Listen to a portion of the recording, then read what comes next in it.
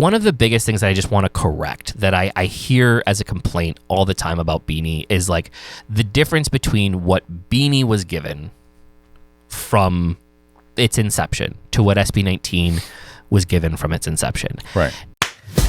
Bang. Are we doing this again? What? I'm trying to add something new to the beginning of our things.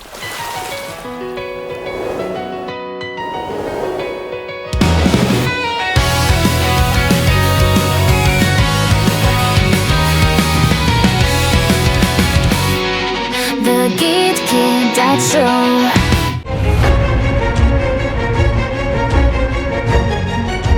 Quack! It's a great day to play, everybody.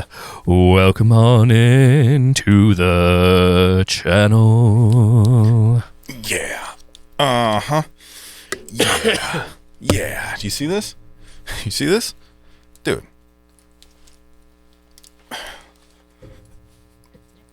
Yeah. You see this? You remember? You remember the movie Superstar? Yeah. She's like, oh, yeah. She sniffs her pitties. that's what you just reminded me of. Yeah. I've been working on that for a long time. So everybody in the comments, please sing your praises about what I got going on here. And I'm hoping that the camera shutter speed is in a way that makes this look more impressive than it is. So I think that the shutter speed is definitely doing that right now. Yeah. Yeah. So I've been working on that. This is my official Dunder Mifflin office permanent marker. So there's that too. So we are on a roll. I think we have very different definitions of what on a roll means. Very different definitions. Well, okay. Well, I'm just saying that was cool what I did, and everyone knows that. Sure. And you're probably going to say a bunch of stuff right now. I have nothing to say to you. You know what? I was so impressed by what you just did. I think you should go out on the corner and just do that. Yeah. For like a job. Well, I'm sure I could get some tips for it for sure. I think you would get some tips. Put a little bucket out there. A little bucket. Probably a big bucket. I'm going to need a big bucket. Probably. So there's that. They're going to have to clean up your body in the bucket. They're going to have to use the bucket to clean up. Could you imagine if you actually went out like 2 blocks from here in this neighborhood and we're just standing outside doing that on the corner? I think it would go well. It was impressive. You wouldn't be allowed within 50 yards of a school anymore. Like, that's for sure. They call me the David Blaine of the future. That's what they call me. None of what you said made any sense. So there's that. Whether it's your first time here or you're rejoining us, thank you for being here with us today. I'd love to appreciate it. Always welcome here on this channel, and you are. Enough. Everybody's already tuned out. No. It's done already. They're gone. No, they're still here. They're gone. Today's going to be good. We got some things to celebrate. We got some things to talk about. We do. Cool stuff is happening right now, and I'm going to do my best because this is the first podcast that we've done in a while that we didn't do in advance. Just because of like the time that we've had. So it's also going to be in real time. Like we've been like 2 weeks, 3 weeks ahead of the podcast. But BINI got announced for Coachella. Which is, huge. So we're going to spend some time to talk about that today. And normally we have like multiple segments, but we never get through them. Like I always I have a plan. We're like, we have 5 things to talk about. We'll get through like 3 and then rush to the other 2. And because I knew we were going to have a lot to talk about regarding this, I was like, let's just do more of like one of our freestyle ones on this one and just really keep it about that. Yeah, that's what I was doing. I was doing freestyle. Way to bring that on. That was good. That was good. Way to bring that back. Yeah. Way to bring that back freestyle around. Pencil spins. Look it up on YouTube. They're watching it on YouTube right now. Well, don't leave this video. Yeah. Just wait until they're done. You already screwed it up. Everybody's gone now. Okay. All right. Looking up videos that don't exist. They're there. They might be good, though. Uh-oh. You break a chair over there? What are you doing? Oh, something happened. But so how are we going to talk about this for an hour? Well, I think there's a lot of things to actually talk about. So first, I want to talk a little bit about like what Coachella is for the people out there that tune into the podcast and maybe not know like what Coachella is. Believe it or not, there are a lot of people that just they're not tuned in I'm sure. The music industry or why Coachella is a big deal. We're pretty hip, so we know. We're hip. Man, we're old actually. And you'll actually but see me at Coachella as well, doing freestyle fingers. pencil spitting. But yeah, so I want to talk a little bit about kind of like Coachella and talk about the significance of what this is. I want to talk. I put a tweet out. It was just like kind of like a celebratory tweet the other day, and we try to, like, whenever we can. I'm bad at social media. Yeah. I'm super bad for like, our job is mostly social media, but like we focus so much on everybody else's social media and not necessarily our personal stuff. And like whenever like I think that there's credit that needs to be given, I want to make sure that we do that. And I like inadvertently just kind of like blew up, and but there was a lot of interesting comments to that I kind of wanted to go through and talk about, and just kind of go more. People only see what they see in like their very small corners of the universe, and I want to talk about it from like a music standpoint and from like the music industry standpoint of really truly the significance of what this means, not just for BINI but for everybody else in a whole. Why the fan wars are becoming really, really toxic, especially in a time like right now, and like how that can create negative impact on the overall economy and the overall industry. And then just kind of go through like and do some fact checking, because like one of the things that we see the most is like the amount of misinformation that it's out there. And so like just kind of provide people with like from a behind the scenes standpoint of like these things, and not just from like the outside standpoint or like the what you're thinking standpoint. So we can hopefully, like, if 10,000 people tune into this podcast and 90% of them already made up their minds, it's still 10% of people that we can start getting to move along that might, that's really what we're trying to do, right? Yeah. Is we want to see the Philippines be as successful as possible. Obviously we're heavily invested in it, but just in general, this has been like our project before we moved out there. Like we were very interested and invested into the Philippines, and being able to come together, It's such a weird thing because like people still ask us why the Philippines, and I think we've said it over and over again, but also people don't tune into everything. Yeah. And I've never seen a country of people that were that talented that weren't also on the world stage. Yeah. Like there's tons of talent a lot of places, but each one of those countries has artists on the world stage. Yeah. And that they found their spot, whether it's just, even if it's just one artist that has made it. The Philippines has had huge giant artists, but you never seen any of them on the world stage. Like the first time we saw Morissette, I was like, why isn't she the Disney singer? Or why isn't she the, you know what I mean? Like, and like, that's the kind of stuff that was so crazy when we found it. And it's like, okay, so there's all this talent here that belongs on the world stage, and what, like, I think you and I are the same thing. Whereas if we see something and we go like, we have the ability to be a part of it and help, like then, like we absolutely do it just because we have the ability to do it. And like when we saw the Philippines in comparison to the artists that we were talking to in Korea and the artists that we were talking to here, it was like those artists don't. Nobody needs any help, but we could actually make a difference here. Yeah, you know what I mean. Even if it's a small one, we could. Yeah, it definitely, there's a different impact that was available, and we wouldn't have known that unless we visited. And when we did visit, that was one of the things that we saw, and we were asked by a lot of people. This wasn't something that we came out of nowhere, where it was for those of you who don't necessarily know the journey, we visited to kind of help promote PPOP through PPOP Con back in early 2023, and we're just kind of like doing some scouting there and kind of like just getting a lay of the land. And it was amazing, like the things that we would hear from like fellow artists or just musicians or labels, even in management companies, and like the things that they would complain about or that they would say. And that was really one of the biggest drivers, was because people were like asking us, they're like, man, we wish that we had these things. And we were like, well, we have these things, like there's something that we can do. I think you're right. It comes back to impact of ultimately why we made the choice, and the spirit, like that was one of the craziest things there, was like people there's so little infrastructure, but yet people are trying so hard. So hard. It's like all of a sudden you give them the infrastructure and you want to see what can be done with it. Right. You know? And we didn't come in with like all the bells and whistles.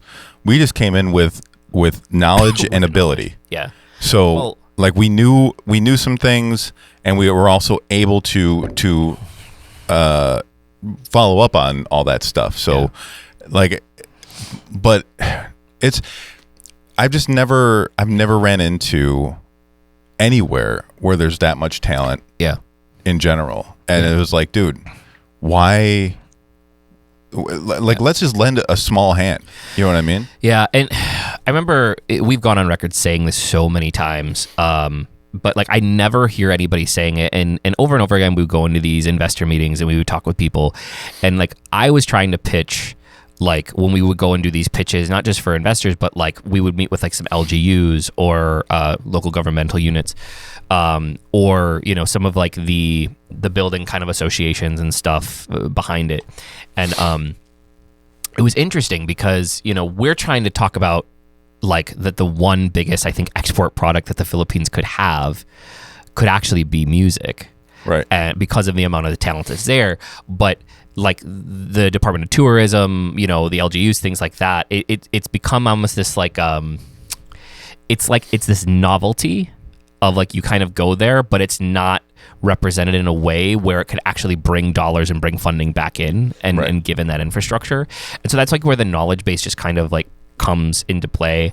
And then also just like, even when we talk about, though, you know, we didn't come with a bunch of equipment, like my laptop for the most part could do more than what like the vast majority of studios that I visited. Yeah. Like that I was working on. I remember the one studio, I'm not gonna say which one, but the one studio I went and I was working with one of the artists. They were like on an old like iMac.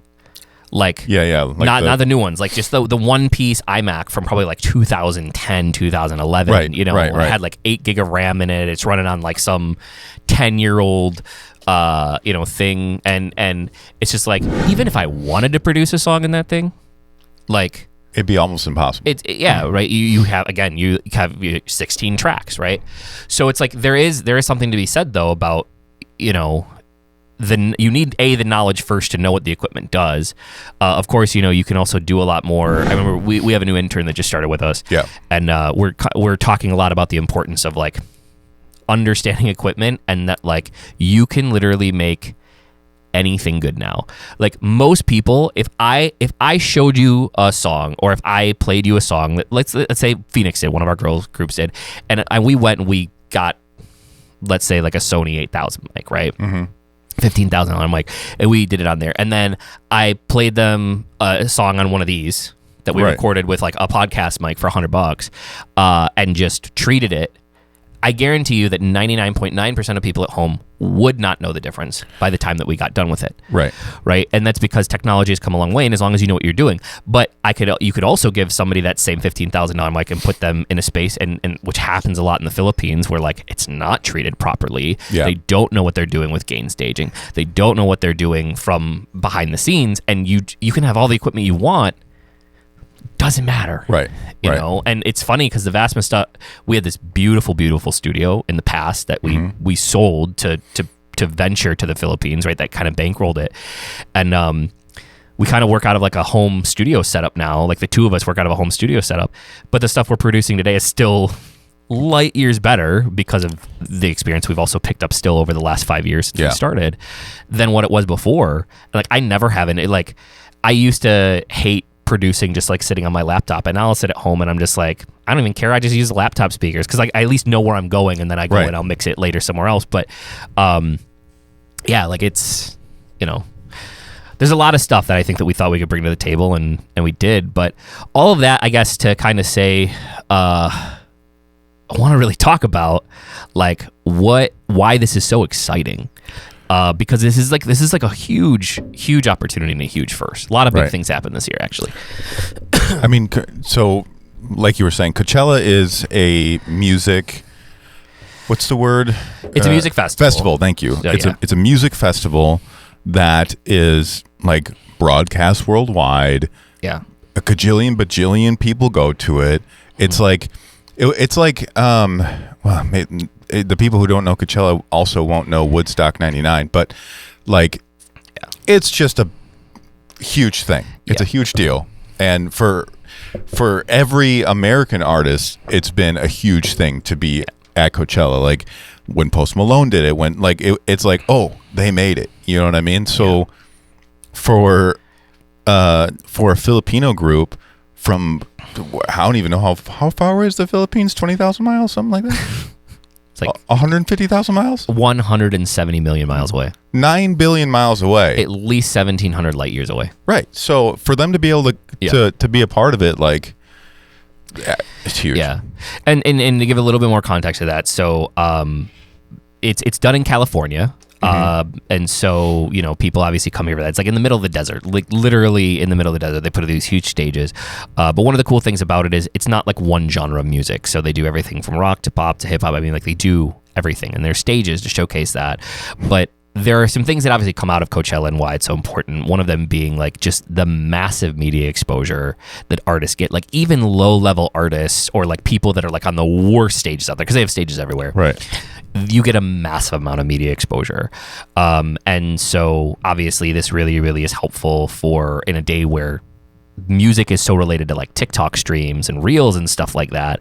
I saw Coachella actually released, it was like just like showing some like footage, but it was one of the BINI songs was playing on it. Dude. And that thing's gonna get like millions and millions of views to cool. And again to people that wouldn't normally be exposed to it.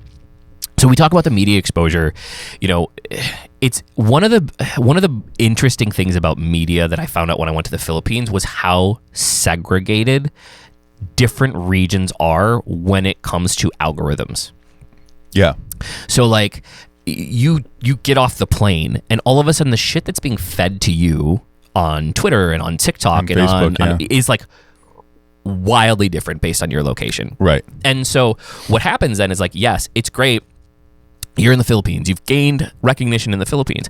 That doesn't necessarily even translate regionally, let alone translate to a U.S. audience. You know, like not even close. Like there's stuff that of our girls. There's content out there that like the girls will send and we can't even look at it. Yeah. Because we're just in a different region. Yeah. So to be able to get out and have everybody that is by that stage right with their phones and then upload it, like then that's a whole different audience. Right. And the sound gets used in a different region, which that's the big thing too. For social media, once that sound then gets attached, and this is the way that like trends kind of work on these platforms. When you go and you pick your favorite sound, especially for platforms like TikTok that are based off of music, you go and you pick your favorite sound. When that sound starts trending, it feeds it to more and more people, and it says, hey, you should use this sound. So more and more creators use it. So you get a bunch of people in like one geolocation, like you said, and they all do these fan cams. And now that's trending. Coachella's already trending. Right. Okay. So it's going to already be served out to more people in that area and in that region of the U.S. And then because of that, because Coachella trends everywhere in the U.S. generally when it's on, right, it's going to start trending further. And if that song is a BINI song, right, not only is it getting tens of millions, potentially 100 millions of new eyes and views on it, but the more that does it, the more that it grows in the region. And it's also testing it against other things. So because BINI is like one of the only P-pop acts that'll be there, it's also going to then even perform even better because they're not competing in that space for that type of song. Yeah. So this is why like the massive media exposure is like a huge thing, and why it can be such a big deal. And it's had a huge impacts on so many people's careers. Yeah. Regardless of where they're from, to be able to blow up those careers. And one of the coolest parts about it, and I'm sure you were planning on getting into this, but is when you search BINI for the first time. You go to Coachella and you're like, man, what was that girl group? I'm into girl groups now. You search BINI for the very first time. You watch a lot of their stuff. Then, whether it's Facebook or YouTube or whatever, the next time you go on, guess what's going to be there? It's going to be BINI, and then it's going to be SB19, and then like maybe 10 videos down there'll be an Alamat video. Then 10 videos down there'll be a FINIX video. Yeah. So like, what's going to end up happening is people are going to, the same way they found K-pop, where BTS started showing up, like they were on Jimmy Kimmel or whatever. Yeah. Rip. Whoops. Too soon. They're on Jimmy Fallon or whatever, and dang, my bad, Kimmel. And then they started showing up, and then all of a sudden, what's this? What's this? Twice. What's this? That starts showing up on your thing, and the boats that lift all the water and no one drowns. Rising tide lifts all boats. Thank you. Rising tide lifts all boats. And then one thing I was just thinking about that made me laugh so bad.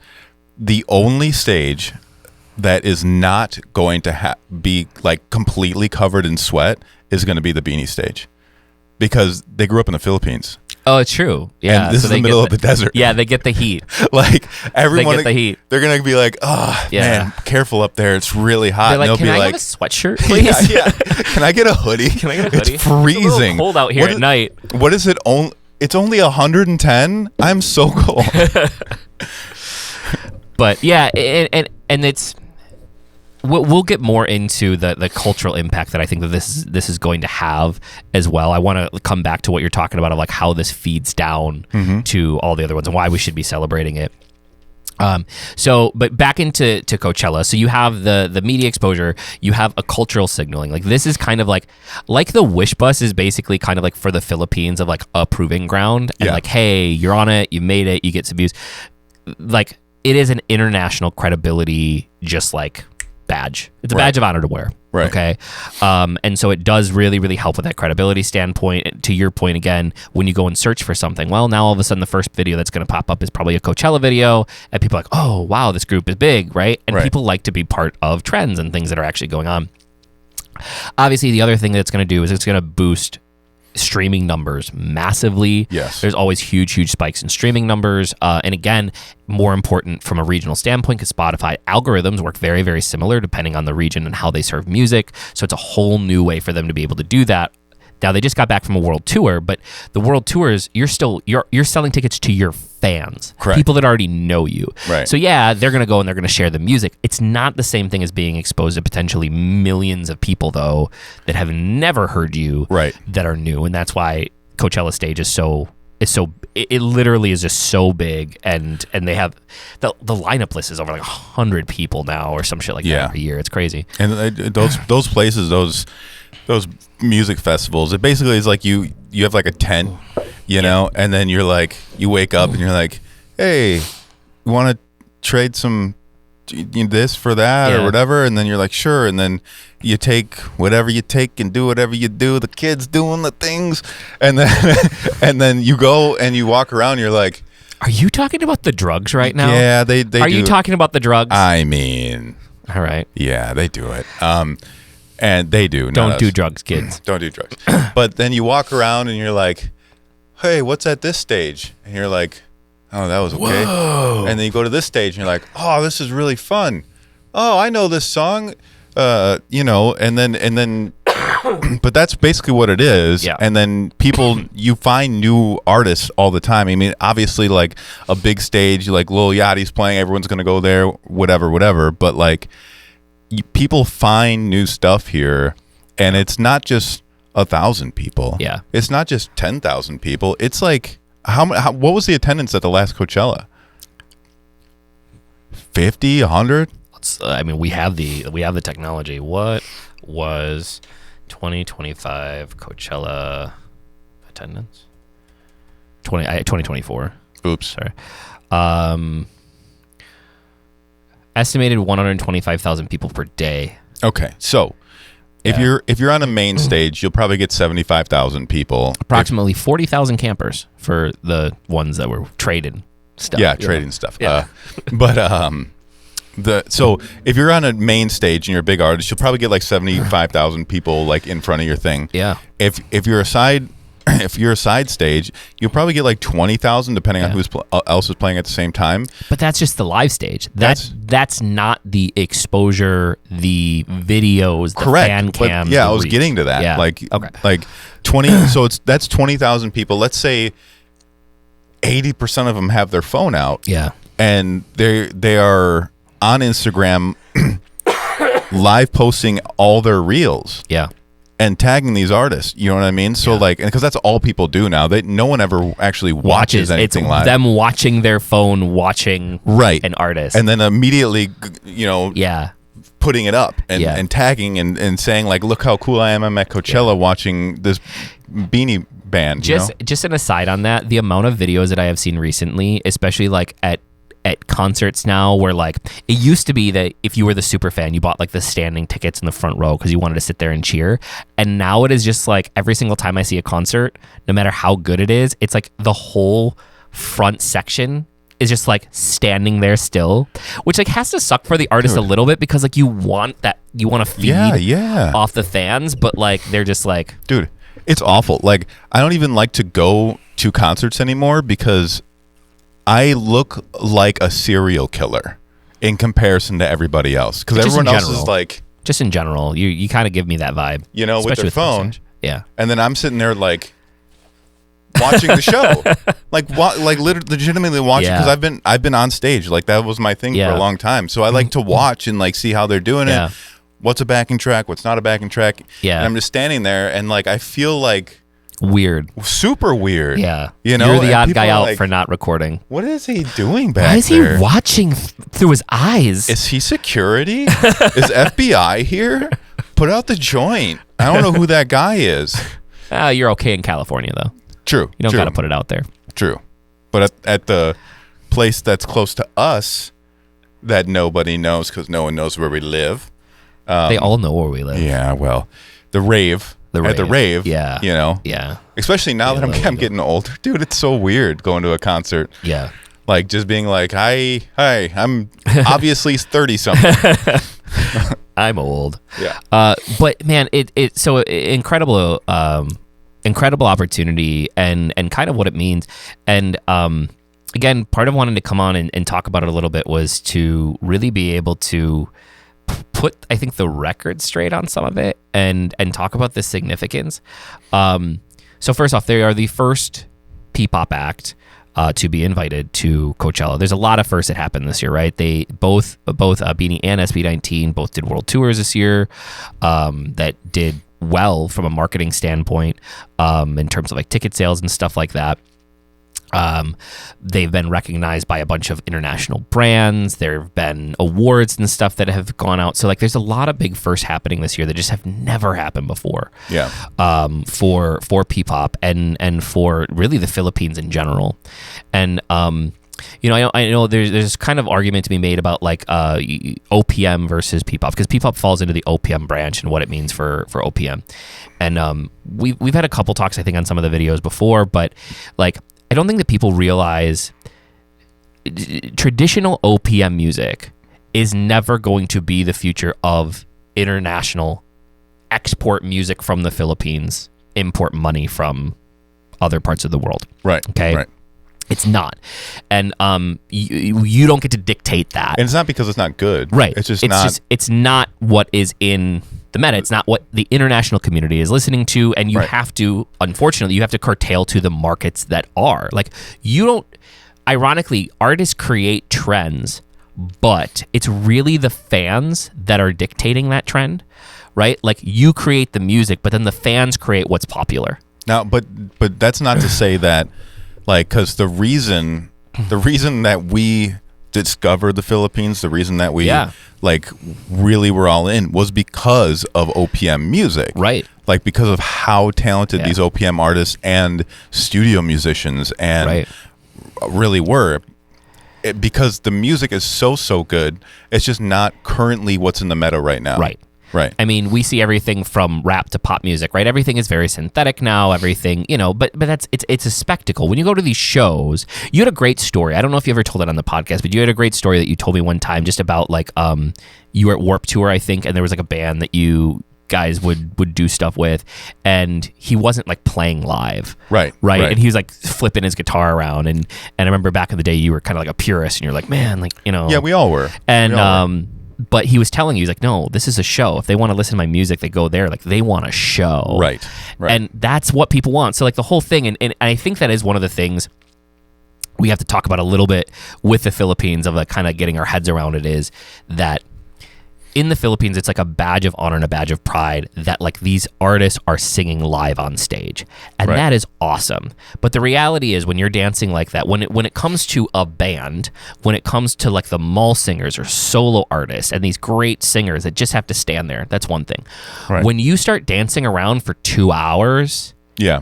it is impossible. Your body, when you jump, cannot be stable. Well, I think I could probably make it. You can't even tell in my voice, right? Exactly.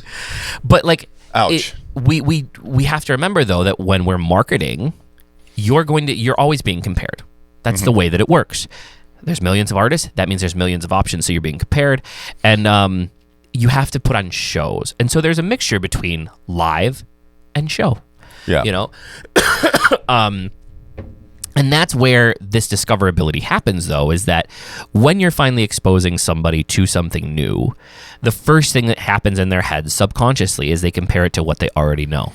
And they make a decision right then and there. Is this good? Does this meet my standards or my taste? And then they decide whether they want to listen to more. You have 10 seconds generally, 15 seconds to be able to meet that litmus test. And if what they're seeing, which we see all the time, is like a fan cam from a poorly produced show, even though that we know that the artist is really, really good, if it sounds bad and looks bad, that person's out. Yeah. And so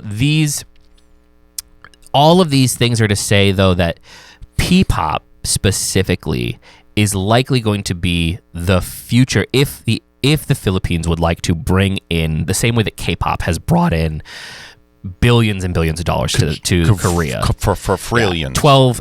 The last major report we did was like $12.7 billion in a year. If they want to do the same thing, which they can, and make music as an export good, P-pop is the relevant thing that already has things that people understand. Because yes, we see K-pop as like the leader right now, but I think people forget, and people are like, that's a K-pop copycat. We forget that K-pop was modeled off of J-pop and Western pop. Yeah. Right? Backstreet Boys, NSYNC, 98 Degrees, things like that. Like and then J-pop happened. And so that whole community, whether it's J-pop, C-pop, T-pop, P-pop, people at least already understand it. And then each one just kind of has its own flavor a little bit. And that's going to be the future. So the reason that this is so important, the reason that BINI being the group right now and it being so important is because this is the first time that people are going to be able to go, oh shit, this is something new. This is a really, really cool new flavor. It's something that I'm familiar with. Right. But it sounds a little bit different. Got right? a little bit of... and it's a little different. That's why it's going to be so good. And again, we're fully bought in on the fact that P-pop is that ticket, not traditional OPM music. Unfortunately, I love it because again, we're musicians and like we love that sound. But again, we're talking about the masses, right? The kind of like the masses of the Philippines. We're talking about like the masses of the world, essentially. Yeah, but like so, like. There's like some good people they're kind of like they cross the threshold between. We have not been recording the video. It turned off. The good news is we have the audio. Okay. Thirsty. I will rise again, shine brighter. Click, moving with the shit. Make his jaw drop with the arsenal. We don't never stop.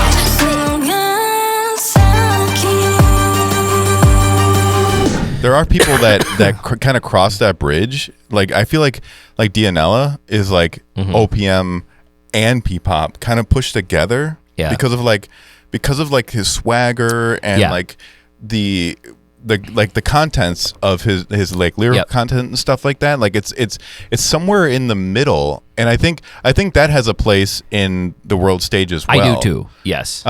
Because a lot of the world's like the world still does love like a good band behind them. I mean, like John Mayer is still gigantic. I mean, people still travel all year around for Fish shows, which Coldplay. Fish is terrible. Yeah. just throw some shade out there. I just don't like it. But Coldplay also terrible. No. But There's Somebody a place. got really mad about one of your Coldplay comments, by the way. I think it was like a Cup of Joe video that we did, and you were like, "They're the better version of Coldplay." And so he's very angry. Dude, and that, you know what? They're very angry. So what? Like, I don't care that you're angry. Coldplay just sounds like it is all the same. They are very. I like Coldplay to an extent, but you can listen to the same song that played in 1999 in 2029, and it's the same song. Yeah, and I don't know, is Coldplay and U2 the same band? Okay. No, that was okay. All Okay. right. That not even close though. First U2 doesn't. something on the speed of sound with the something because you all began. No, you're just, no. Now you're just being. Is that not the? No, is that, you're- which one's that? Now you're just being rude. Sweet smell I'm not coming even on gonna the speed of sound I'm with not the even gonna song 'cause it entertain all you. began. What song is that? I'm not even entertaining this Who conversation. sings that song? I don't know. You just sang the 'Cause song. there's something at the speed of sound with the song because it all began. You know? That's Coldplay. See, okay, all right.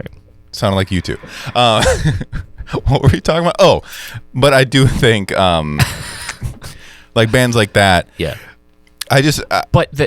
but it's the economic driver, and this is why it's so important. So the reason that K-pop has become such a force is because people get to be immersed in it, and they get people to do what normal music listeners do not do: buy products. yeah, And that's been the biggest difference between what K-pop does than like just a regular artist. You know, because you do have big artists. You have your Taylor Swifts out there that clearly sell a ton of merch, right? But it still isn't the same thing from like Taylor Swift going, because she's Taylor Swift and like one of the biggest artists in the world, and selling albums is not the same thing as like some of these K-pop artists that have 400 products on their website that like all of them sell out regardless of what they do, and the amount of things that it does for manufacturing, for distribution, for the artists themselves. Like when you look at a lot of the K-pop acts, almost about like 35 to 40% of successful K-pop acts, their income is actually coming from merchandise. yes, Versus a lot of other like US acts or big acts, it's like a 10%, like sometimes up to 15% come from merchandise, and then they have to do a lot more with tours. yeah, it's selling tickets. But like when you can add that amount in, again, because it has so many different impacts. You have the impact directly on the artist, you have the impact on the label, you have the impact on the manufacturer, you have the impact on the store that sells it, like if they're physically in a store, you have impact on the wholesaler, you have impact on the tech people that have to like work on the website. Like you've created just this whole other almost industrial impact. Yeah. And that is also something that the Philippines, because a lot of products are made in like warehouses and stuff like that, like in places like China and the Philippines and stuff, it is like it's the economic impact of what P-pop could potentially bring in is still so much greater than another artist out there, because people, I believe it is starting, but I believe that the type of merchandise sales that P-pop is going to get is going to be very similar to what K-pop has been able to do. And that's why like I've always been in this mindset of like it's P-pop, because people are going to go there to see the shows just for the opportunity to see it there. Yeah. People are going to want to like be part of the culture, because K-pop has become like this. It's a cultural phenomenon, right? You have K-waves now, K-dramas have come to it.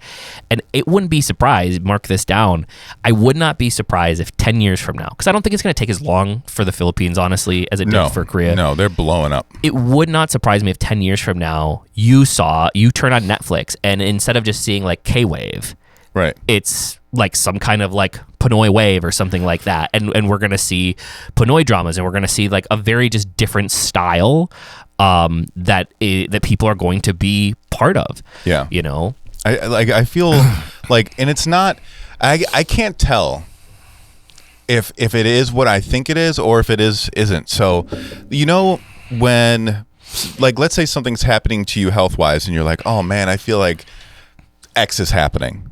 And then you see, are we still recording? yeah, Okay. And you're like, I feel like blank is happening to me right now. Yeah. And then you watch TV and there's an ad for it. And then you're driving down the street and there's a billboard and you're like, oh God, I'm going to die. Right.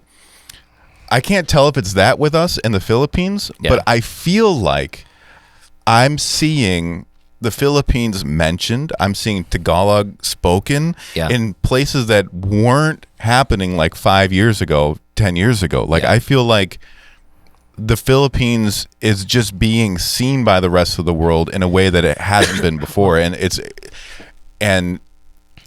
the best way that they could do it, and we're a part of it, is to make sure that there's enough things on the back end to be able to take that culture in.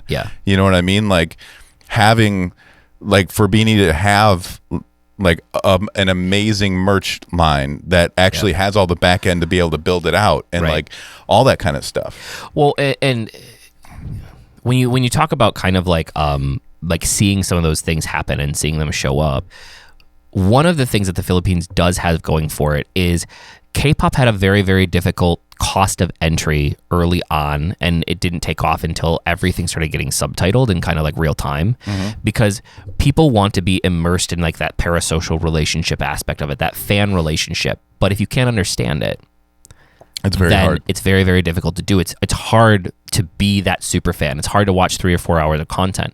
So fans would have to wait, right? Like they had like complete fan groups that would like have to translate it because the places weren't doing it yet, and we didn't have. Now it's like you can go on, they're actually doing like on like Weverse and stuff like that, it's like real-time translations now. They have teams for a lot of it, but otherwise you'd like have your phone out and like fans would be like translating in real time once Twitter started happening, but before that you didn't have the opportunity, right? But the one thing that makes it even easier is that for the most part, the Philippines speaks English as a main language. And this is, I understand that there's this whole thing about, people want to be very, very proud of like cultural identity. And they should be. And there's nothing wrong with that. Like just because your artist is out there speaking in English or doing some songs in English, the whole point is, if I hadn't been exposed, for instance, to Butter. Right. By BTS first, right? I may not have, definitely, because that brought us on the path, I wouldn't have discovered all the Korean stuff. What hooked me in, though, was something that I could still relate to in my life. And then once I got there, then I went down the rabbit hole and I was willing to watch the stuff in that was subtitled and things like that. Yeah. But it's so much easier for some of these other groups. Like I love being able to go and like, for instance, watch like XG behind the scenes or Cat's Eye behind the scenes. Yeah. Because like I can just like, I'm busy too. Right. So like when I'm watching something, I'm like taking care of my kid. I'm working on something. I'm like listening to it sometimes like a podcast. I want to be able to tune in and out. It's like one of the things, I love anime, but I can't watch a lot of anime anymore because I don't have time to watch subtitles. Right. So if it ain't dubbed, I ain't watching it. Right. So it's like it is one of those things where it's like we should be celebrating the fact that like it doesn't matter the language that's being spoken. People will still discover about the Philippines and they'll fall in love with the language once they get involved. But the Philippines has this great export product because they have an entire population, for the most part, that already speaks English, which is a leg up against like Japan and Korea and Thailand and Indonesia, where there's not quite as many English speakers natively. It's just such a good what's happening right now with BINI going to Coachella, with the Philippines just being seen in general more by the world, like to take a grasp of that. Like I just imagine like when, let's say, FINIX, they do a video and they do one of their FINIX cut videos. By the way, go check out FINIX cuts. And we didn't even do we're gonna come back to it. We'll do it mid here, but we didn't even do like our intro of like talking about us. And hey, we just went right into it. Oops, that's okay. What was I gonna say? Oh, and the girls drive. The girls are on a jeepney. They're in a jeepney and they're talking about it, and they are talking about it in English. And then someone from America is watching their thing, and they have a friend, and they all take. They're like, I just want to go. I want to see it. And then they hit the ground. They're like, we got to get on that jeepney. You know what I mean? Like, and that means something. Look at what K-pop Demon Hunters did for K-pop right now. Yeah. There's 3 lines of Korean in it, just in the song. Like most of the songs are in English. There's like 3 lines, but it's blowing up. Yeah. right? It's the same thing. It's like the exposure is what you need first. Expose people with something that they're familiar. I mean, this is just marketing 101, right? Yeah. Expose them with a product that they're familiar with and comfortable with. People are always 10 times more likely to get into something when they feel like it's not something completely untraversed. Yeah. And then once you hook them, introduce culture. I just think the Philippines has just an amazing future for that, and P-pop specifically has an amazing future for being able to do that and make some very, very big changes. So this is why it's so important for us to celebrate. And I'm gonna call this out. Like, K-pop has had some very, very toxic fans for a long time. Anytime that you get into fan situations, regardless of whether it's sports, I mean, we've seen that. You see it with football, American football, you see it with regular football, soccer, like anytime that we create mob mentality, right? Yeah. You see the ugliest sides of people. It's human nature. But per capita, it is, I've seen some of the worst stuff, and it's also because of the way the algorithms are, right? K-pop is a big space. And so you don't get drowned out by the negative because there's also just a ton of groups and a ton of positive. Right. It's super, super easy, especially where right now there is a spotlight on 2 groups in particular, and that's it. And there's so much then, like, when those things go viral, they're everywhere. It's crazy. And I really thought, we've seen kind of the fan wars for a while. We see them even in like our reaction videos. It's super, super disappointing. We'll get done talking about like how people need to be more civil, and then people go in the reaction videos and just be like, well, if their side didn't do this, and it's just like, what? It's like, there is no, like, the crazy, there is no their side. Yeah. You guys want the Philippines to work? You guys need 50 more freaking groups that would hopefully be able to get in here, and like every single accomplishment, regardless of what group it is, an old group, a new group, a solo artist, whatever, that is putting the Philippines right now and the international stage should be celebrated. Yes. And what's going to happen if that doesn't happen, just so like people know, it's not that people aren't paying attention to the Philippines. They're just using the Philippines. Yeah. Right now, especially in the music industry, like we've had these conversations where like all of these, like the marketing that they always do, like Manila is always a stop for major artists. They always do major marketing pushes. I just saw the other day, like Ed Sheeran dropped a new song and they put like a whole like pop-up, like Warner put like a pop-up at one of the malls or something like that for that. Like, because they know that people listen. But again, that money's just going back as opposed to the money coming in. You could put those same time, effort, and resources because they know the population density. They know how much people enjoy music there. So if we don't get to the point where we are like coming together and celebrating it, what ends up happening then is people just don't want anything to do with it. I don't want to go and like find a group and go and search, let's say BINI, #BINI or #BINI Coachella, but the first 15 things that show up are people attacking each other. Dude, and that's, I mean, like, if think of it this way. You walk into a room, and the second you walk into a room, someone goes, whoever, someone that's not in the room, they go, by the way, did you know that Ashley is like super ugly and dumb? And you're like, oh, wait, I'm just gonna go hang out with this person over here. Yeah. By the way, this next person. Yeah. By the way, did you know that like George is super ugly and dumb? And you're like, why am I in this room? Yeah. Like, why? I don't want to be here. I wanted to listen to music. Right. I just came into this music room to listen to music. Why is everyone ugly and dumb? Yeah. I'm gonna go hang out with the ugly and dumb people because obviously, like, people are being mean to them, and I'd like to see what's going on in that, or just leave in general. Yep. Which is why, so people forget, it's like people are always like, well, why does K-pop get so much notoriety, or like, why is it so popular? It is popular. You can't do anything about it. The Philippines goes between the 5th and 6th largest consumer of K-pop every single year in terms of streaming numbers, or one of the top 10s in terms of consumers of K-pop merchandise. That's not changing.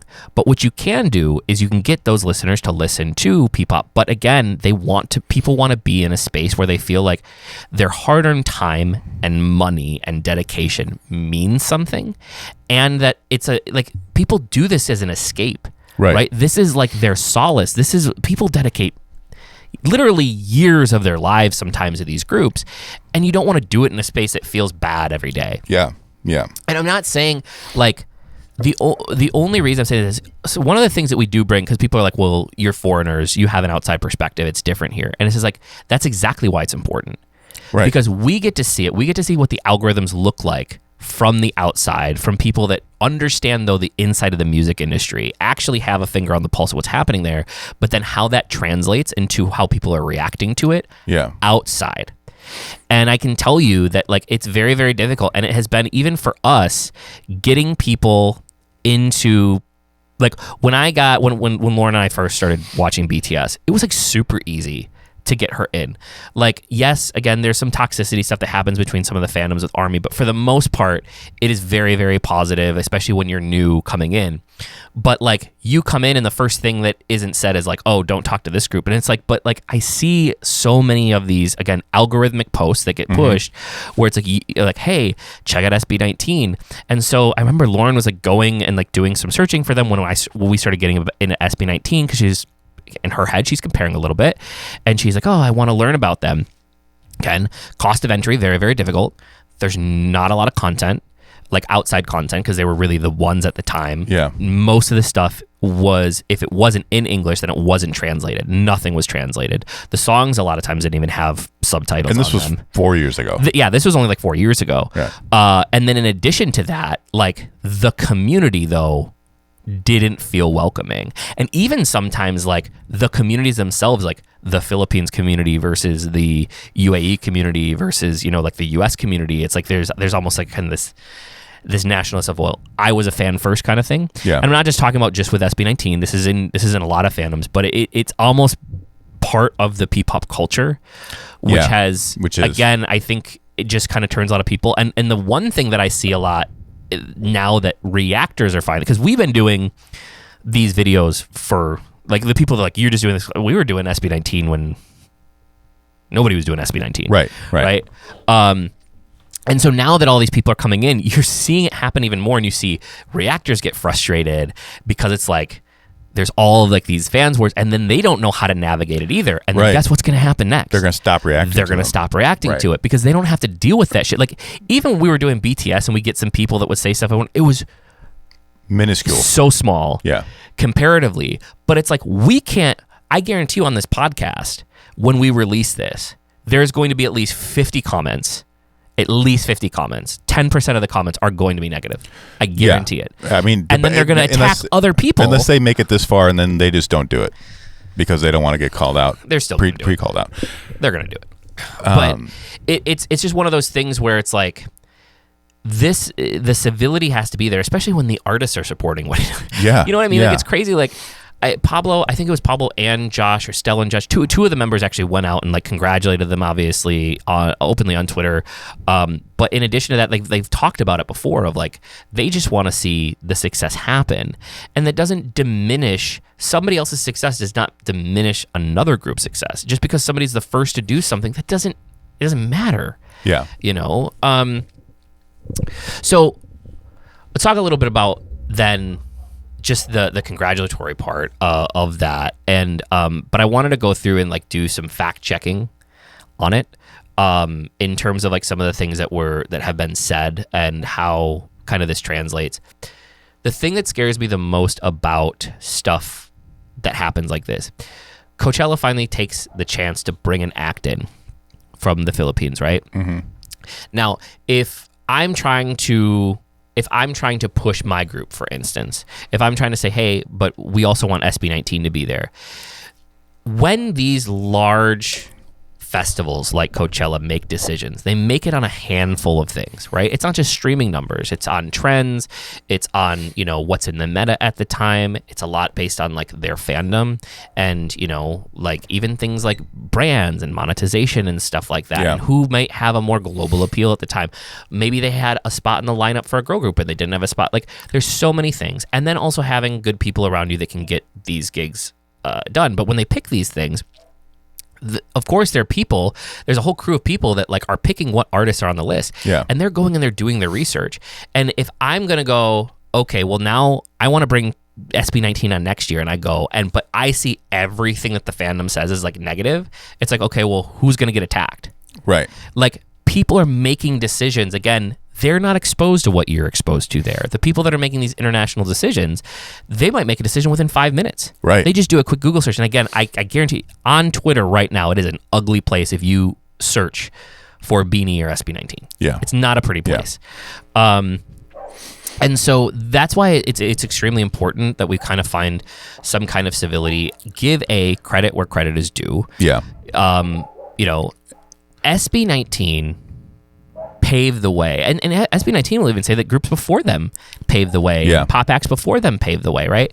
SB19 paved the way. That doesn't diminish anything from them. But they've also taken a different path than what BINI took. They're a very different group. They're in a very different type of music, a very different type of market. But I don't think that there can be anything said of like the people that are like BINI doesn't deserve it. It's like, you don't get to decide whether BINI deserves obviously they do because they got it. Right. And let's not forget, at one point in time, BINI reached 7.5 million monthly listeners at their peak. That has never been achieved really on that global scale for the amount of global stuff that they were having before. And like, you can say it all you want, but clearly the masses don't agree. Right? Because what sells, there's plenty of music that's super, super popular. You just did it with Coldplay, right? Yeah. Like, one of the biggest groups in the world. You don't like them. Yeah. It doesn't, but I'm not saying when I say they're bad for my ears. You know what I mean? Like, they're obviously good, right? But they're not. And that's the point too, is like, you're not going to go there and go, but they don't deserve it. Like, I just don't pay attention. There's even artists that I listen to and I'm just like, man, I don't understand how other people like this.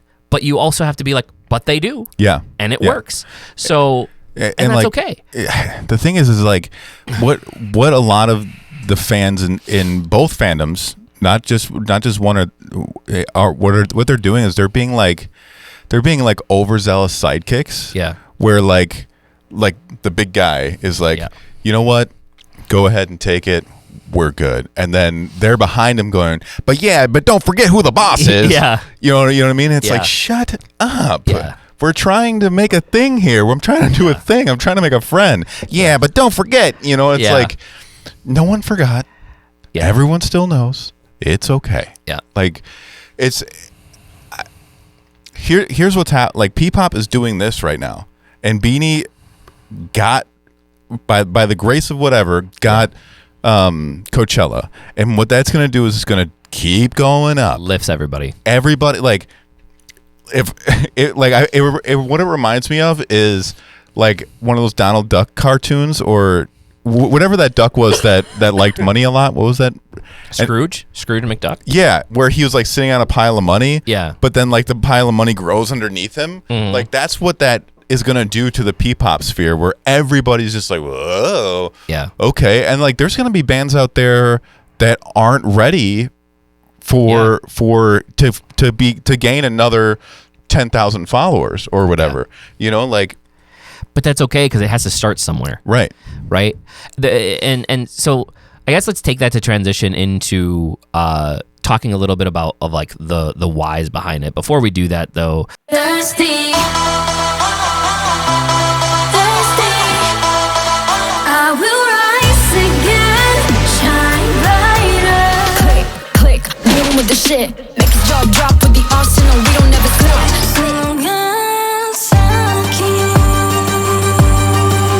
We are back. Had a little bit of technical difficulties today. Yeah. With the camera footage, you'll probably notice that for a while camera wasn't working, but audio's still here. Yeah. So you'll still be able to see us. But I want to before we get back into it, let's go through just a couple quick things. First off, we have a brand new girl group out. Yes. FINIX. Obviously, we want to talk about that. Talking about trying to like elevate the P-pop stage and what we're trying to do and what we've been doing with it. So many cool videos out with them. Dude. We're going to have a bunch more reactions. They did an amazing live show that they just got done with. Yes. Right before we actually came on to do this podcast. And did like a full show. They did 3 sets. Yes. So like their first really, really big show, you and I did 3 new songs. Yes. For the show. Gosh. We made a BINI medley and then we made a SB19 medley, 3 songs of each one. And it wasn't, I have to stress this because this was a pain in the butt. Yeah. we didn't just take the instrumentals from No, their we stuff recreated and put it. We completely recreated 3 BINI songs, 3 SB19 songs, and then did a mashup. So that was it was fun. Woo! One of them had the BINI, well, because with the SB19 it's mostly rap, so we didn't have as many vocal lines. But the BINI one, there was like 200 plus. It was crazy. Yeah. It was crazy. Computer was not happy. No. Because you're literally mixing 3 songs in one. Yeah, and then well. It was good for the intern though, because we went through and he got to kind of see like the transitions and how to make it sound. But I don't want to say it. I don't want to say it. I don't know what you're gonna say. The BINI songs were much more difficult to recreate. Yeah, they were much more difficult just because, one, the type of sounds. Yeah, you're trying to listen to see like what the guitars are doing, trying to listen to see like what they have like slappy bass is doing. Slappy bass. So like all that was very, very difficult. Where the SB19 songs are like, they're a little bit more straightforward as far as instrumentally goes. Yeah, and there's also much less instruments. Yeah, but man, that's been a crazy couple days. Yeah, I mean, we did from the beginning. I think when we decided that we were going to do it, because we got the invite for the show, we had it, and they reached out to us and they were like, "Hey, would you guys be willing to do a BINI song?" We're like, "Of course." We had actually been planning on, because we had started making a medley. The original medley. Remember what we made was a BINI SB19 mashup medley. Right. It was both of them that we had been working on, and then we were like, "Well, we're going to be doing more sets. Let's just make just two complete separate ones so people can kind of see a little bit of both." And so we started that. Then we redid Golden. Yes. As well. And so it's been a busy couple days getting those completely remade from scratch, but they turn out really, really well. Yeah. So we'll show you those where of course I can't wait to see the footage. We'll probably end up reacting to those live performances because they're very new. But yeah, check them out. We are FINIX on all platforms, FINIX. The second thing that I want to talk about is what you see right in front of us right here. So huge shout out. Now, we were fortunate enough. There we go. Somebody that I met in the Philippines. Make it spin slowly. Woo. There is these are in-ear monitors. So when you see your favorite artist on stage and they have like the thing hanging over their ear, this is to be able to hear. And they're not all made the same. You know, there are cheap in-ear monitors, there are expensive ones, but this particular company makes custom in-ear monitors. You can also buy regular ones, but they make custom in-ear monitors. They're called flip ears. And it was one of the coolest things because technology was one of the things that we didn't see. Like, it was very, very hard to find good technology in the Philippines. Yes. Even like equipment, like it's very, very limited, right? You have like only 1 or 2 brands. I'm sure that has to do with like imports and stuff like that. So it was always very difficult to find things that I was looking for. I remember the first time we went there, we were like looking for an audio interface. So when we lost our stuff the first time we got there, I went in and I was like, oh, there was like an Avid, like a Pro Tools type interface. Yeah. It was on sale and I was like, oh, this will work. And I grab it and it's like Firewire. Yeah. Like, I'm like, why are we still selling brand new Firewire stuff? Like, you know, it's just. You landed on like an old M audio. Yeah. So So we meet this company and we've been looking for, we got the girls' mics, but we were looking for IEMs, and I've been looking around and we met through a different reason, but we started talking about these and he's like, oh, let me show you our product. These are some of the best IEMs. Like we have some very nice IEMs. We have the high quality ones from Shure, which are great. We've used them before. But not only do they sound great, but they're customizable, and the company is based out of the Philippines. And that was like one of the things we were really trying to find, is like we wanted to find quality products that we could source locally. Right, that's the whole point of being there. Right, is trying to really do that. So like even for like our merchandise, we just released merchandise for FINIX. We have 2 different options. We have an international option, but we have like local ones that we source specifically through the Philippines by Filipino manufacturers, and like, so like that's what we're trying to do. And we find this company, and not only they've grown though so much and expanded so much that they are now in the US, they're in all kinds of other countries. You can order them everywhere. I'm going to put the link down below to that for anybody that wants. Our girls use these on stage. They are phenomenal. We are going to do an unboxing of this at some point as well. I've obviously used them because we've been able to try them with the girls, but I want to do an unboxing of this one. He was super nice, and he's like, but when he dropped off the girls, because the girls all got like custom ones, Right. and it was at their first pre-show, and he surprised, like I didn't even know. So that morning, he's like, hey, I got him done early. Can I bring him to the show? I was like, absolutely. This is going to be so cool. So we surprised him. So the girls are all up on stage, and they're kind of like doing their curtain call. It was the first like, wasn't just like an investor, but it was like our first like just pre-meeting of like the first time that they were going to perform and people were going to be exposed to them. And so they're all standing up there, and like we brought them up, and they got to open them, and they were like in tears and crying. Yeah, that's really cool. And they do have a lot of different options. These are not cheap by any means, Right. Especially like the girls' custom ones and stuff, but they do have some cheaper options, but they are quality. And if you are a musician out there, or you just are an audiophile and you want to experience like what music should sound like, Yeah. they're You forgot excellent. about the best part of that story though. Which was? Is when he gave all the girls their ones, and then he came up to you Yeah, well, and was like, yes. hey, I know, I understand that he's not here, but I really, really love Lucas, and I think he is so cool, and I really just want him to have a pair of these. So he told you to give these to me, and that is what has happened now. And I thank you. Hey, thank you. What's his name? Oh, no, you guys are best friends. You got it. No, I do, but I was making sure you knew. Yeah, no, I got it. So, thank you so much for these, and we are friends now. Yeah. I appreciate that. Anyway, check out Flip Ears, guys. Amazing products made in the Philippines, but worldwide and made for the world stage. And check it out. Dude, but that is going to be. They're awesome. I love that slogan. Made in the Philippines, made for the world stage. Oh, that is cool. Yeah. It's pretty good. Somebody will probably steal it before we get to it. Probably. Yeah. But let's go back. Let's go back to BINI, and I want to. We forgot one more thing. What did we forget? Hey Rumi. Oh, Hey Rumi. Yeah, we forgot about Hey Rumi. Yeah, Hey Rumi. Check out Hey Rumi, guys. Check out Hey Rumi fandom platform. They got all the stuff. All of them. All the fandoms are on there. Hey Rumi is basically, if you guys are familiar with Weverse for K-pop, Hey Rumi is basically, that's what we're working on with Hey Rumi to create. So it is a fandom integration platform. Everything that happens with the girls happens there first, and many of the things that they do, they only post there. Yeah. So if you're looking you can chat with real time. It's a much safer space, so you don't have to be in the dredges of Twitter, right? Or X. But like you're gonna get exclusive footages, you're gonna get exclusive photos, you're gonna get like right now with our merchandise on the website, Hey Rumi members get 10% off that you can only find in the room. What? For the merchandise. I didn't even know that. Yeah, so if they sign up for Hey Rumi, join the FINIX's room, there's discount codes that they get for the merchandise right now as well. But yeah, check out Hey Rumi as well. And speaking of that though, both 18 and Bloom PH are also in Hey Rumi. The fandoms are also there. So it's not just a place for one fandom, it's for multiple. But going back, so I guess kind of to wrap up, I wanted to talk about kind of some of like the misconceptions and some of the more than the fan wars. I think that misinformation is honestly going to do more damage to the industry than just the fan wars could do. But it stems, the misinformation stems from the fan wars.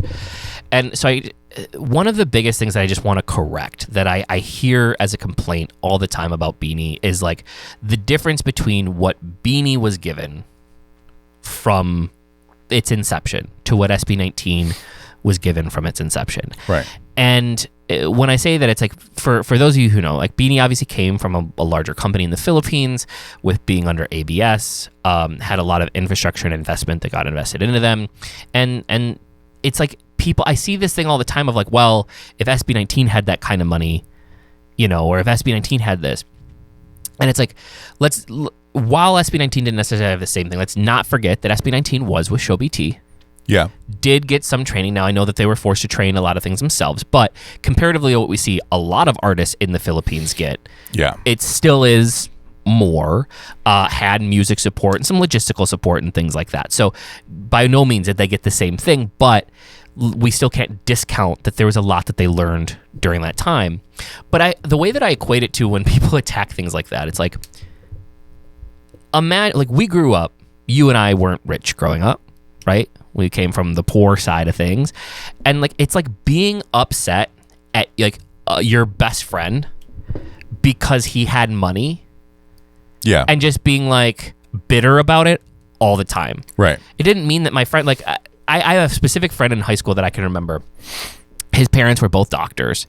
He was like a prodigy at everything he did. He was a track star. He like played saxophone extremely well because he had private tutors for everything. Perfect family, perfect life, full ride. He doesn't ever have to work really. Got a full ride scholarship still to college though, even though he didn't need it. Became a doctor himself. Okay. I'm not bitter. He still worked his ass off. He was the valedictorian of our school. He still had to study his ass off. Right. Yes. Did he have an easier opportunity than me? Sure. But I'm not upset with him because he became a doctor and I didn't. I'm Right. happy for the freaking guy. Like, good on you, man. That's awesome. I wish that I had that upbringing, but it doesn't mean that I'm going to shit on you. Right. You know? Right. And like, it's such a silly thing because it's like SB19 for sure paved the way. Yeah. And then just because BINI had more support going in doesn't discount what they've been able to do, nor does it even matter at all. They're still doing a great job at what they've been given. Like if you gave me 20 years ago. Wow, I'm old. 20 years ago, if you came to me and you were like, hey man, here's all the recording equipment you could ever want. I still would have had to figure out how to use all that stuff. Like, just because I was on a compact Presario with, I thought it was down here. I have my vintage mixer, and like with like a really dumb mic, like doesn't mean, you know what I mean? Like, it's not and that you would big. have had to practice. Right. Like, That's you still what would I'm have to put in the time to be able to get there. Like, just because you have the money, you can, and that's why I use that friend of mine, because I also had a bunch of rich friends that like dropped out or doing nothing with their lives. Right. You know what I mean? Because like he decided to study and do track and do all these things to get a scholar. Like, there's still decisions that get made. So it's one of those things where like, I don't just dislike the fact that like that's one of the big complaints that I see. There's a problem with the whole underlying premise behind it. What I have seen more often than not is I've seen a lot of companies get vilified for investing in talent. And it's like, I think that there's a lot of pride, and there should be a lot of pride that like SB19 did get to a lot of where they are without the hand holding, right? Without the what do you call them? The wheels on the training wheels. Yeah, but that's great. And that most people can't do that. Right. But and like does that make the I forget the name, the phrase for it, but does that make it just be sweeter? Yeah. Like the fruit sweeter? Yeah, it does. It really does. Like, man, like work their butt up, but that doesn't mean you are going to be like, like, hey, good job. I really am happy for you. Yeah, but don't forget you didn't have to do the stuff as hard because it wasn't as hard. It's like, I've actually seen this with like some of like my friends, and I would see this with even like my friends' parents when we were younger. It's like, you have parents that are like, their whole thing, like for me, my whole thing is like, I do not want my child to go through the things that I went through growing up. And so I work every day to not have that happen. But then I would have like friends' parents or like people now that like I know, and their whole thing with their kids is like, well, I had to go through sacrifice, so you should have to too. It's like they want them to commiserate with them because they had to. It's like, that's not the way that you're supposed to do it. But again, it goes back to like vilifying what we need desperately in PPOP and in the Philippines. You need people to actually be willing to invest money in shows, in productions. There has to be standards that are set. And so there is finally a company right now. Now, 1Z again is investing a lot on their own. They have to do it on their own. But in terms of other companies, most people right now, it sets a dangerous precedent because like SB19 had years of experience before they ventured off onto their own company.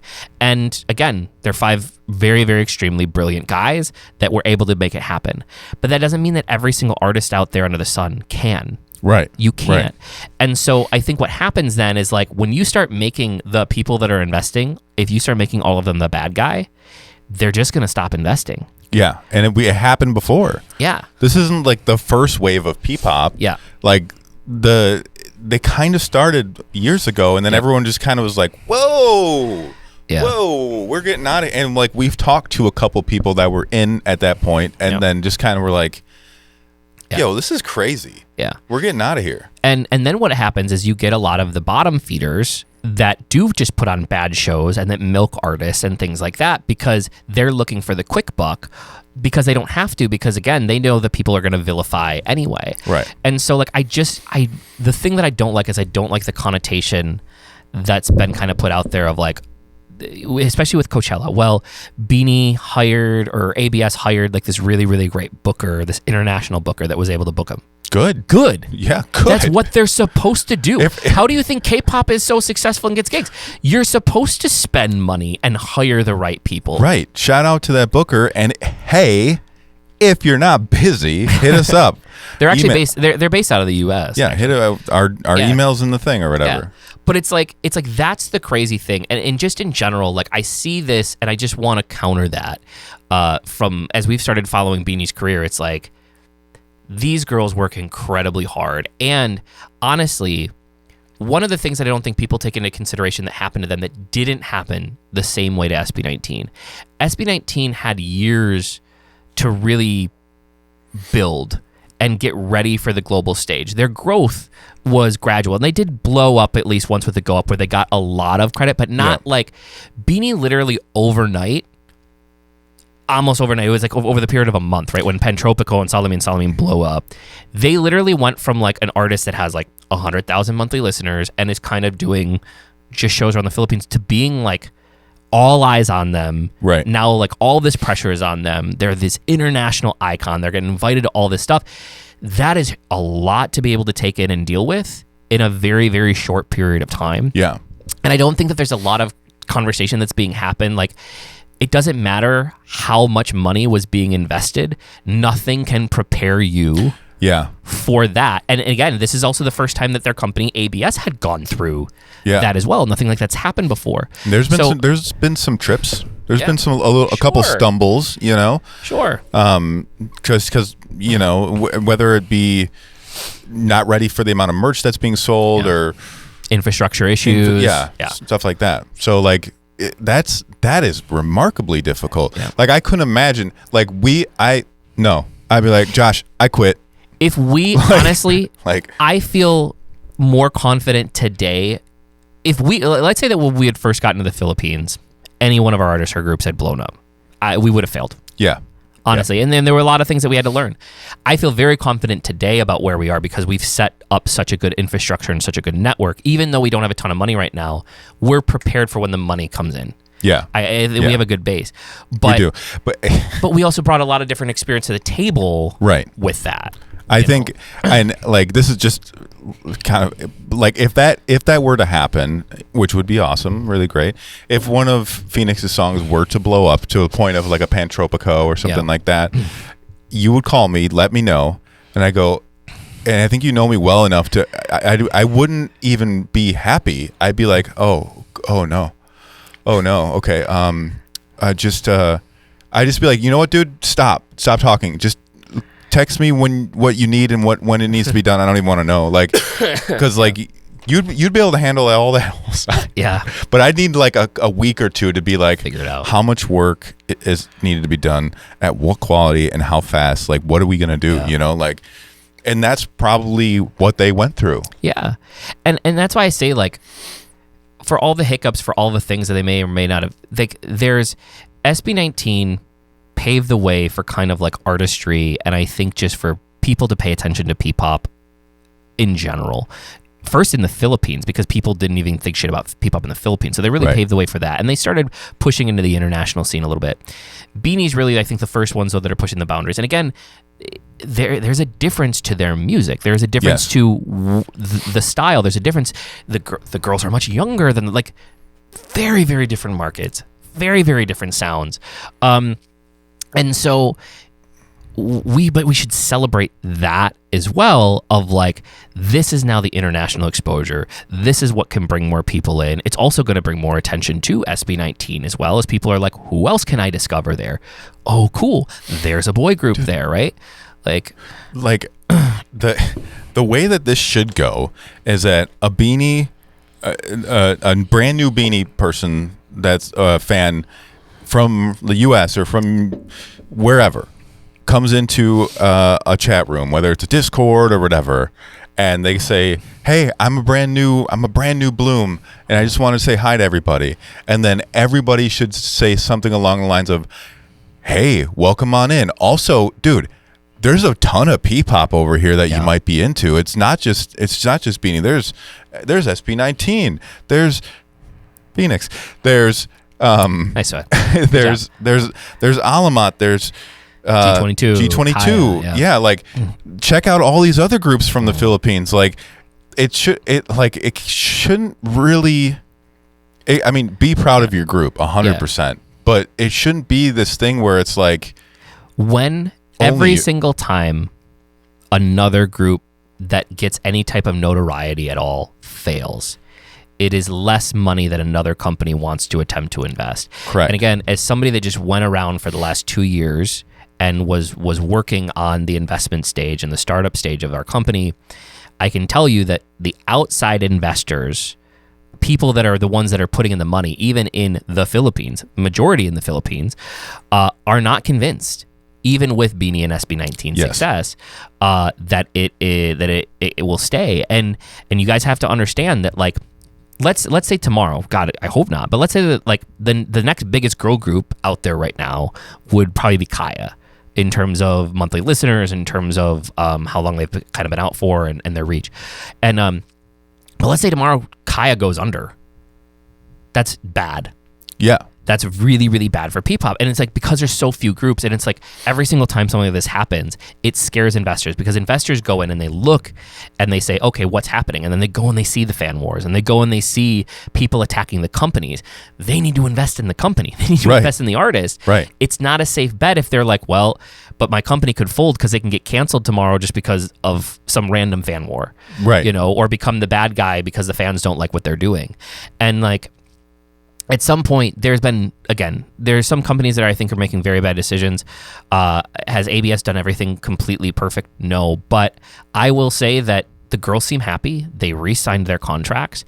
They are fully throated behind their label, so they believe in them. They seem to be investing in them. Yeah. They have people that go around with them with plans, even when they did their US tour, like one of the directs came out with them.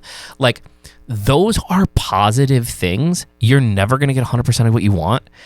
We have to, if we want to see the future of the Philippines be prosperous, we have to stop vilifying every single time. I'm not saying stop holding people accountable.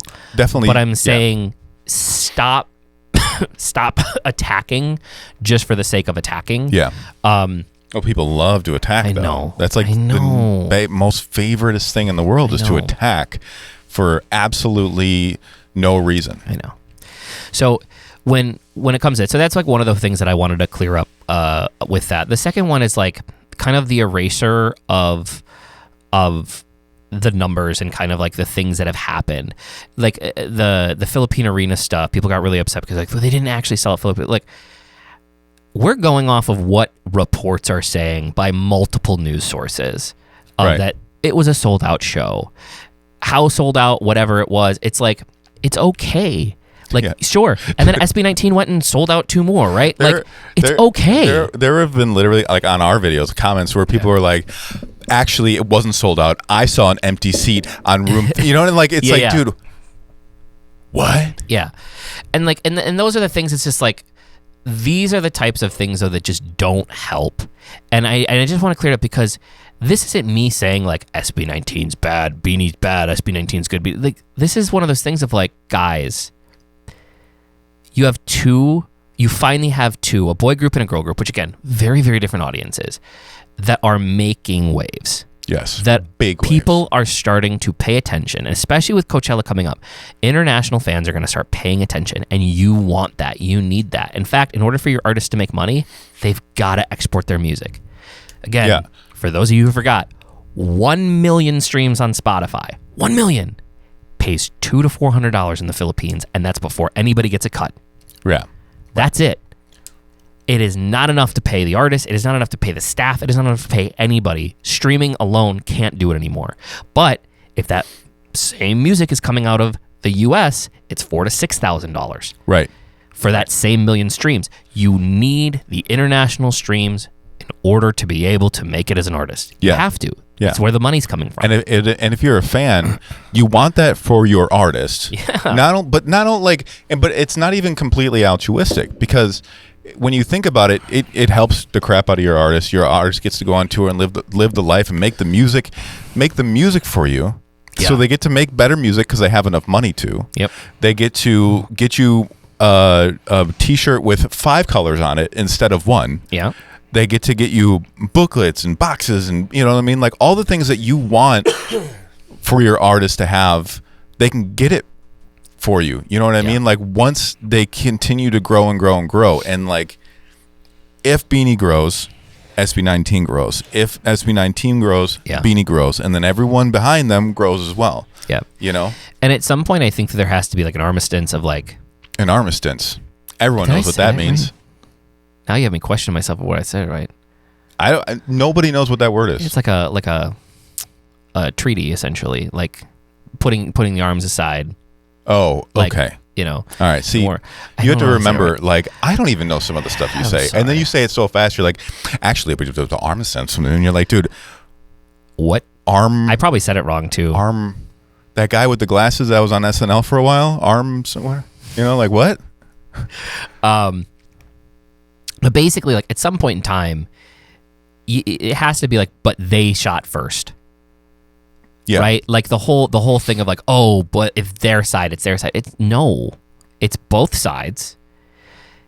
There's a lot of negative. Every single time that any single time that you at home go on a post and you have something not positive to say, you are harming your artist. Yeah. That's all it is. Yeah.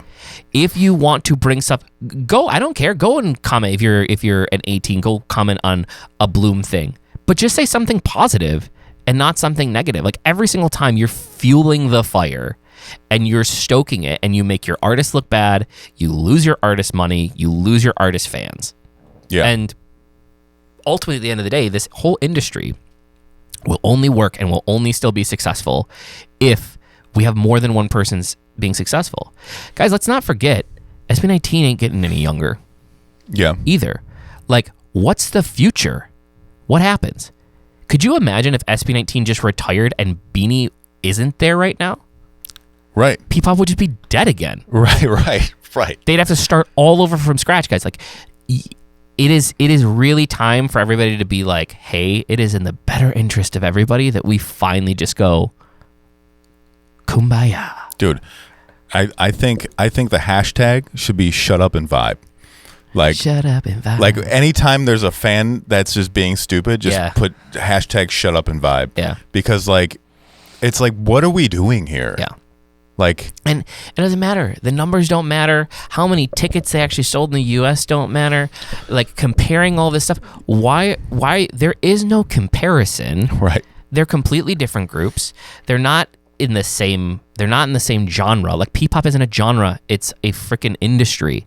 Like, they're not singing the same type of music. The language is the same, and that's it. They're not going after the same market. One is going after a much younger type of audience with, like, more girl-centered, right? Like, BINI is definitely made for a younger audience, more bubblegum pop. One's much more mature. Like, there's no competition. Just stop. Yeah. Just stop. Yeah. And celebrate these victories. Celebrate all of the cool things that are happening this year for both BINI and SB19 and what it means for the Philippines. What were you just saying there? That's a.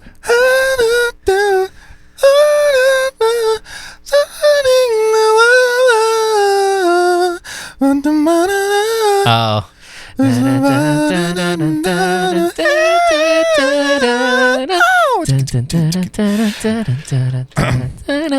Salamine. Dude, I found myself singing Carrera mostly though. So the three songs that are in the mashup that we did were Pantropico, Salamine, and Carrera were the three songs. And I just like the part that's like yeah. Anyway, it really is time. And I just wanted to kind of set the record straight on that of like, we need more people that are full-throated, just support everything. We have to drop the jealousy. We have to drop the envy. We have to drop the fan wars. This is going to take a lot of work, and it has to happen from inside the country, from outside the country. Like, there has to be more inclusivity and less exclusivity. Gatekeeping, I think, is even the better word. Yeah. It's like it feels like it's like you have to be special to be in this club, and it's like, but then the club doesn't get any bigger. Right. You know, we need a big club. Big club. We need a big club. And we're like, if you guys are wondering, we're in it.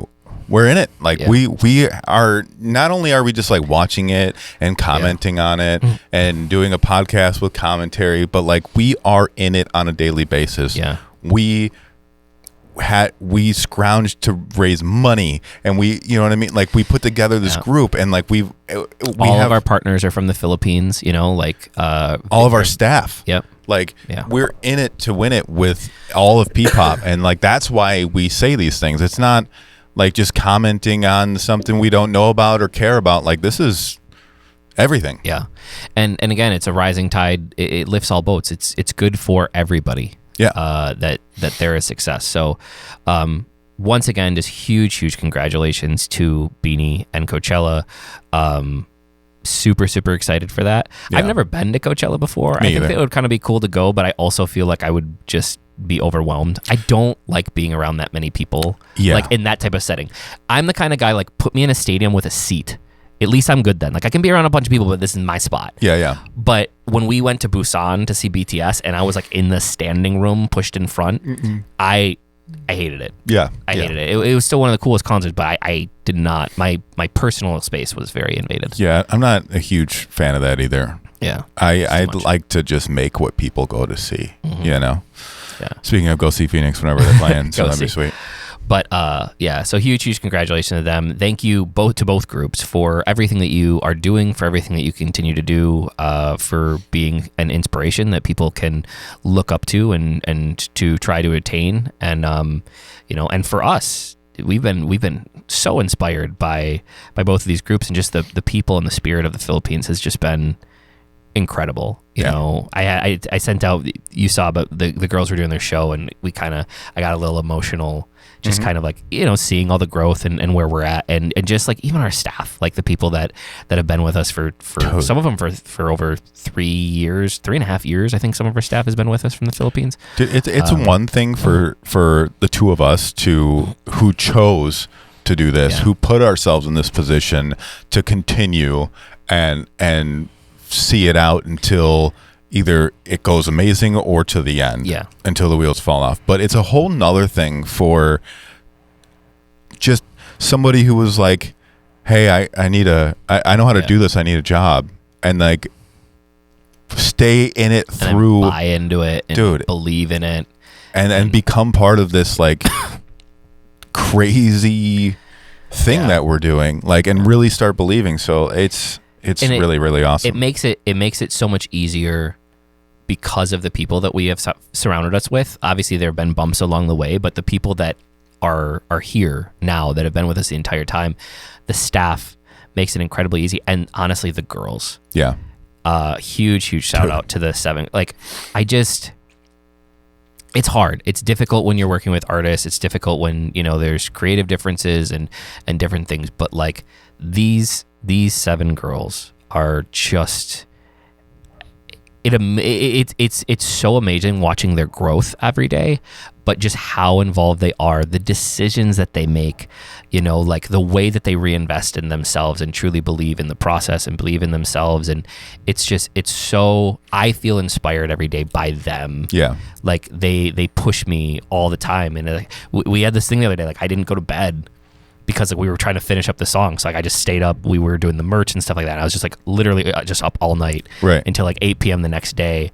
But it's just like they make it worth it. Like like they bought into us, but like we bought into them. Yeah. You know what I mean? And we want to keep doing that and keep building it. So thank you. And then thank you to all of you out there watching right now, or that just watch in general, because man, without them, yeah, we also wouldn't be here. I mean, this is 100% been a crazy journey. So really, really appreciate you guys. Again, don't forget, like, subscribe, hit the notification bell. Also, make sure check out FINIX at We Are FINIX on all platforms, and the music. There's going to be more music dropping soon. Check out Flip Ears, check out Hey Roomy, all the good stuff. I want to do one last shout out, because we don't do the secret emoji code at the end of the podcast, but there's an OG fan that I saw comments of, and they did the secret emoji code, but they said Aeon's Vibe. And if you've been around for long enough to know Aeon's Vibe, you're an OG. So yeah, that's funny. That was really cool. If you're watching, put another comment in this one. But if nobody told you that they love you today, please don't forget that we love you. You're appreciated, always welcome here on this channel, and you are enough. And last but certainly not least, it was a great day to play. Thanks, guys. We'll see you in the next video. Goodbye. Bye.